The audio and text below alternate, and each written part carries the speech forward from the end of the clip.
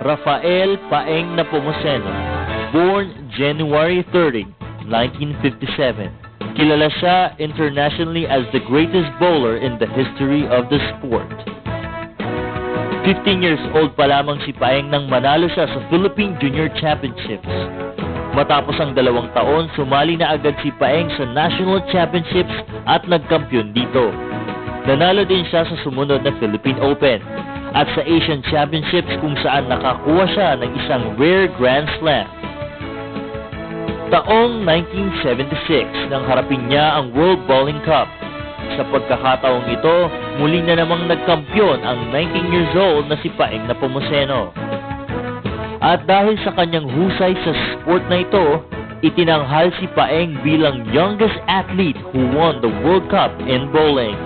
At hanggang ngayon ay siya pa rin ang may hawak sa Guinness Book of World Record title na ito.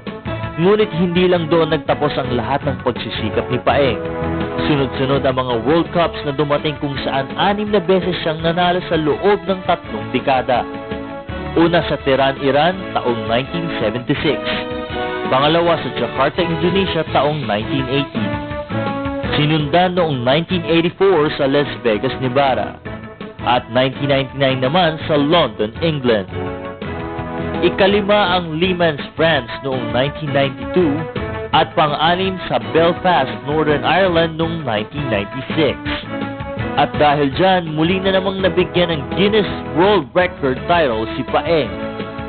The only athlete in the world who won 6 world titles in 3 decades.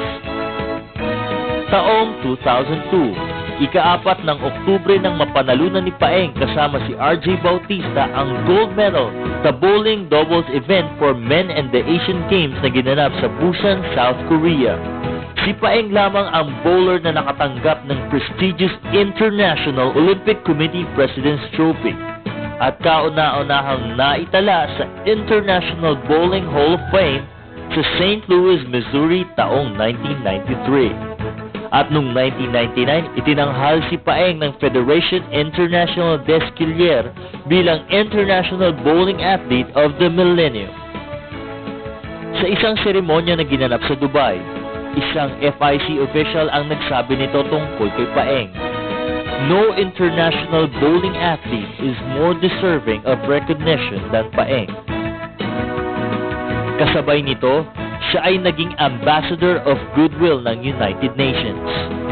At nitong nakaraang January 6, 2008, pinarangalan ng Pangulong Gloria Macapagal-Arroyo si Paeng bilang Champion for Life of the Order of Lacandula dahil sa kanyang mga outstanding achievement in international sports. Ang pinakahuling na pagwagyaan ni Paeng ay ang South Pacific Classic Tournament sa Melbourne, Australia noong nakaraang Oktubre. Sa ngayon ay nagtuturo na si Paeng sa buong mundo ng mga makabagong estilo sa paglalaro ng bowling.